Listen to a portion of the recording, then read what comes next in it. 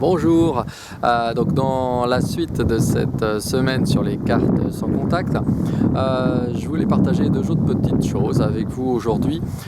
Tout d'abord, voilà, donc il faut savoir que toutes vos données confidentielles qu'il y a sur cette carte, comme donc les 16 chiffres de votre carte bancaire, l'historique, comme j'ai pu le dire hier, donc sont facilement récupérables avec un petit logiciel à une distance de moins de 15 mètres. 15 mètres, c'est relativement long, mais court également, heureusement, mais relativement long. C'est-à-dire que dans tous les transports en commun, dans les gares, dès que vous êtes dans les magasins, etc., n'importe qui, avec un autre téléphone portable ou un moyen donc de récupérer une tablette ou autre, a la possibilité de récupérer toutes vos données. Donc imaginez dans le bus ou dans le métro ou dans tous les transports en commun, vous allez dans un aéroport ou dans une gare en pleine affluence, les petits malins qui peuvent récupérer toutes vos données confidentielles, voilà, et tous ceux qui sont porteurs de cartes bancaires, donc sans contact, avec le petit logo.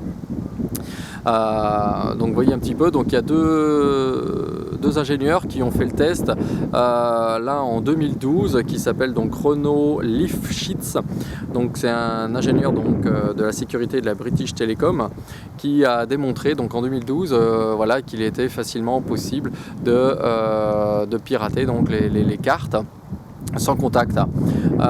Il y en a un deuxième donc, qui a fait la même chose.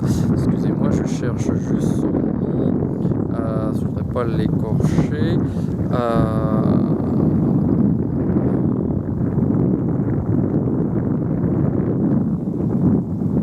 Voilà, c'est une américaine, pardon. Une américaine, Christine Paget, un autre spécialiste en sécurité, donc, qui a prouvé, elle, qu'il était possible donc, de lire à distance les données de son voisin dans les transports en commun et de procéder immédiatement à un paiement électronique avec ces données. C'est-à-dire qu'elle est piratée et dans la foulée, elle est payée donc, via son smartphone certainement, ou tout le moins une connexion Wi-Fi, elle pouvait payer immédiatement avec ces informations. Donc ça c'était en 2012, donc la CNIL bien entendu a été informée, a été alertée et bon voilà, ils ont modifié cela heureusement, mais cependant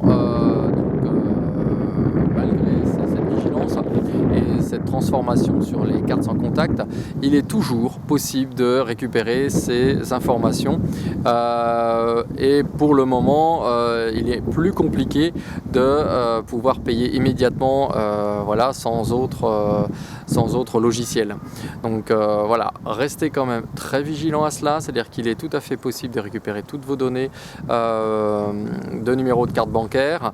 Donc voilà, il y a eu des modifications, c'est-à-dire qu'on ne peut pas récupérer toutes les informations, ce qui permet de payer en ligne par exemple, comme les 3 derniers chiffres qu'il y a derrière, comme tout cela, mais voilà, des petits malins s'en occupent et arrivent malgré tout à récupérer les informations et à payer donc à votre insu directement sur internet par exemple, ou tout du moins à distance à payer avec votre carte bancaire piratée, ou tout du moins de refaire une nouvelle carte avec les coordonnées. C'est possible de refabriquer une nouvelle carte avec vos informations et de pouvoir aller directement payer sur votre compte bancaire.